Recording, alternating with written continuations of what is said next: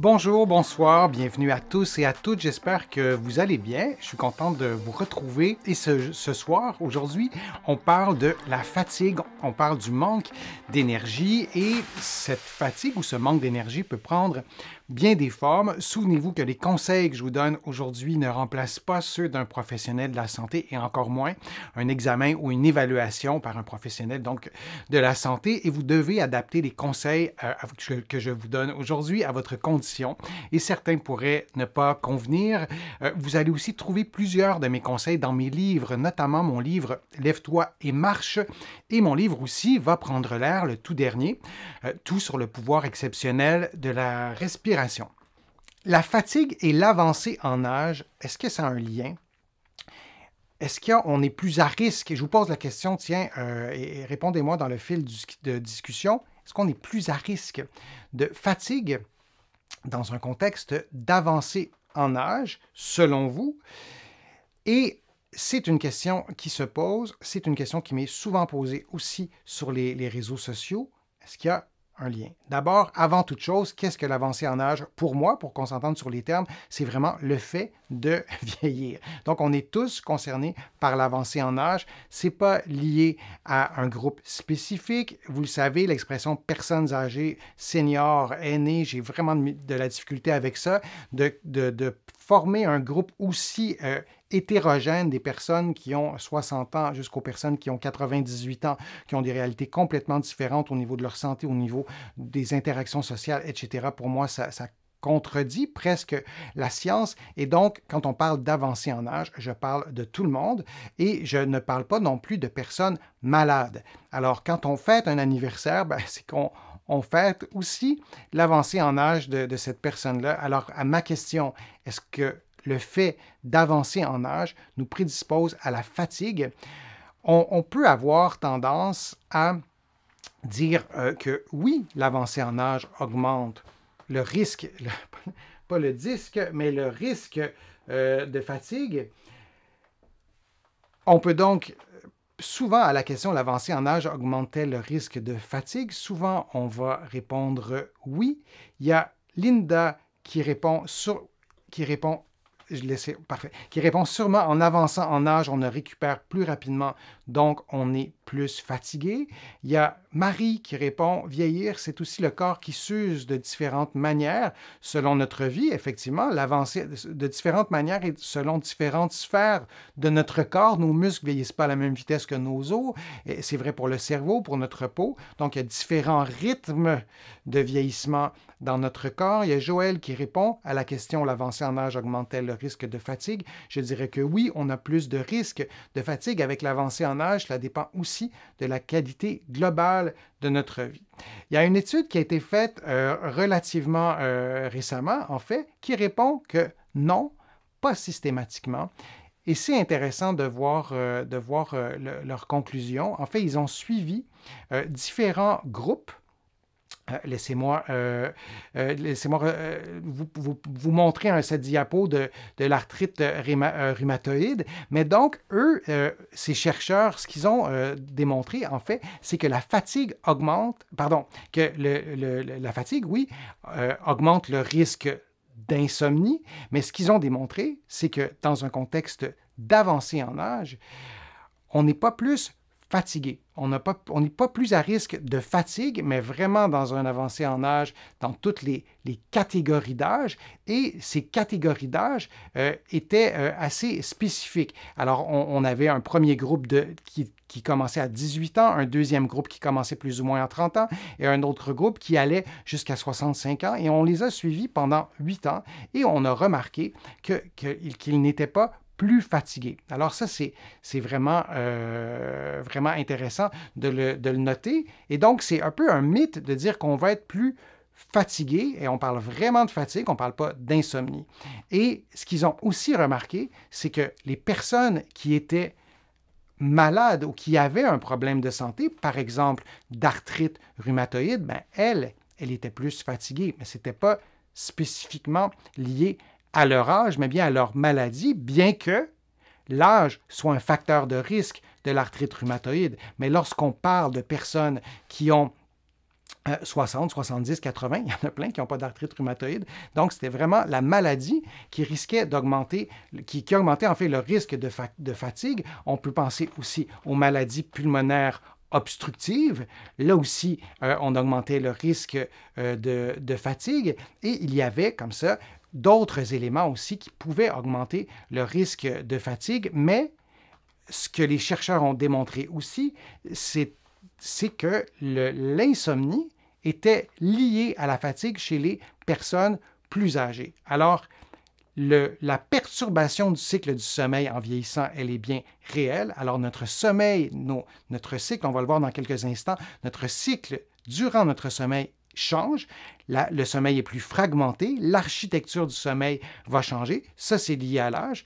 Donc, on va parfois moins bien dormir avec l'avancée en âge et ces personnes qui dorment moins bien étaient plus à risque de fatigue, mais globalement, le risque de fatigue n'était pas plus augmenté si on étudiait les personnes qui ont été en santé, si on faisait abstraction du fait, en fait, si on excluait le fait qu'ils avaient, par exemple, l'arthrite rhumatoïde ou une maladie pulmonaire obstructive ou un autre problème de santé. Les conseils que je peux vous donner aussi dans un contexte d'avancée en âge, si vous avez un problème d'insomnie, alors les contextes que je vous présente, les conseils que je vous donne qui s'appuient sur les contextes que je vous présente, ils sont malheureusement associés avec l'avancée en âge, mais dans notre société, on ne devrait pas en fait vivre ça. Alors le premier contexte, c'est la polypharmacie, le fait de prendre plusieurs médicaments.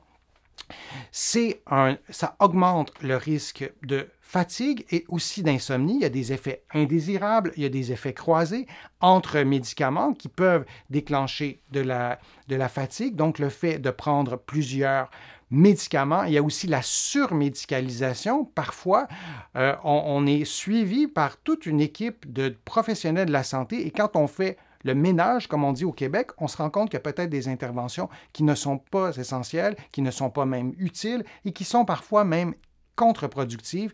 Et c'est vrai aussi pour le médicament. Il y a des projets ici qui ont été faits en lien avec la polypharmacie et on s'est rendu compte, par exemple, qu'il y avait certaines personnes dans des groupes bien circonscrits, dans des CHSLD ou dans l'équivalent des EHPAD en France, et qu'en réduisant le nombre de médicaments, ces personnes-là dormaient mieux, par exemple. Alors, moi, je vous invite, pour vous ou pour vos proches, d'évaluer cette piste-là avec le médecin, avec le pharmacien, avec l'équipe soignante, de reconsidérer peut-être certains médicaments, sont-ils utiles et peuvent-ils conduire aussi à un problème de fatigue.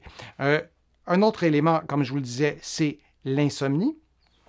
La fragmentation du sommeil, qui est vraiment liée avec l'âge, c'est vraiment physiologique. On est tous touchés par ça.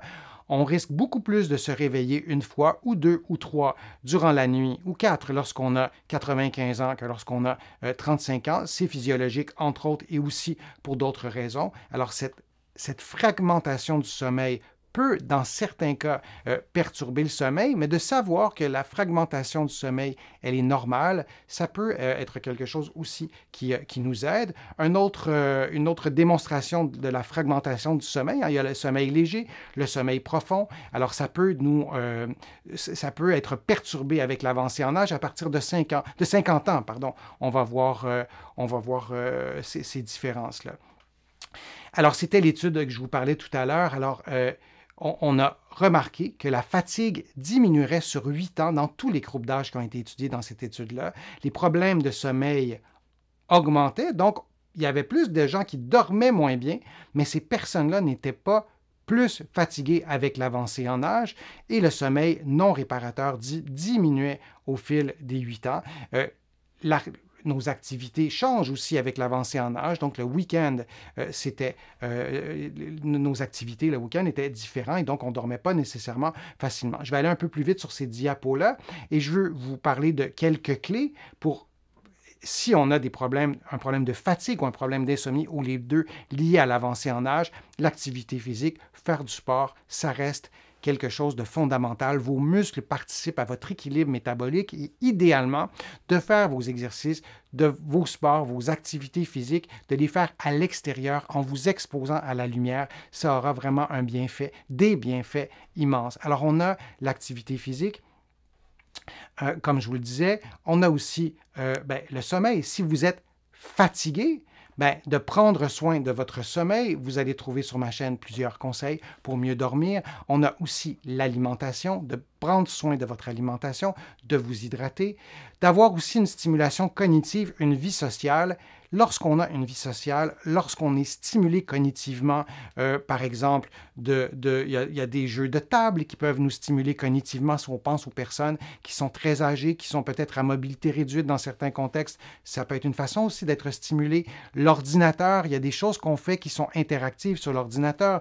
Ça peut être aussi d'aller au musée, d'aller au théâtre, de pratiquer une activité sportive qui est un indicateur aussi de stimulation cognitive, en ce sens que les personnes qui pratiquent des jeux de ballon, par exemple, vont stimuler leur capacité cognitive. C'est vrai chez les athlètes, mais c'est vrai aussi chez une dame ou un homme de 85 ans qui pratique une activité sportive d'équipe. On en voit si peu d'activités sportives de groupe. Alors, pourtant, ça stimule, ça stimule vraiment plusieurs aspects de la personne et ça contribue à diminuer aussi le risque de fatigue et prévenir et traiter la maladie. Dans un contexte d'avancée en âge, on l'a vu, la fatigue, elle est liée à la maladie, beaucoup plus qu'à l'avancée en âge elle-même. L'avancée en âge change la structure du sommeil, mais c'est la maladie qui est associée à la fatigue. Alors, plutôt que de teinter la réflexion d'agisme en se disant « on est plus vieux et on va être plus fatigué, s'intéresser peut-être un peu plus à la maladie et tenter de la traiter, oui, mais peut-être aussi de la prévenir, ça peut être une piste aussi intéressante. Alors, c'était ce que je voulais vous communiquer avec la fatigue et l'avancée en âge. Il y a des mythes qui persistent et il y a des choses qu'on peut faire aussi pour prendre soin de son sommeil et d'être pas ou moins fatigué et d'avoir une meilleure qualité de vie. J'espère que les informations, les conseils que je vous ai donnés aujourd'hui vous ont plu, que ces informations vous aideront aussi à combattre la fatigue, à prendre soin de votre santé. Vous allez trouver beaucoup d'informations aussi sur mon site web, le www.denisfortier.ca. Vous pouvez vous abonner gratuitement à mon infolettre et vous allez trouver aussi beaucoup d'autres informations dans mes livres que vous pouvez trouver partout ici au Canada en librairie et sur le web. Et vous allez pouvoir aussi les trouver de l'autre côté de l'Atlantique, dans certaines librairies, sur le web et aussi à la Librairie du Québec à Paris. Vous pouvez commander mes livres si vous n'habitez pas Paris, mais vous pouvez vous rendre aussi en personne pour pouvoir acheter les livres vraiment en version papier. Ça a été un plaisir de recevoir vos questions. Je continuerai aussi à les lire et à en tenir compte aussi dans mes prochaines vidéos. Je vous souhaite de prendre soin de vous et on se revoit pour un prochain direct, pour une prochaine vidéo. À bientôt.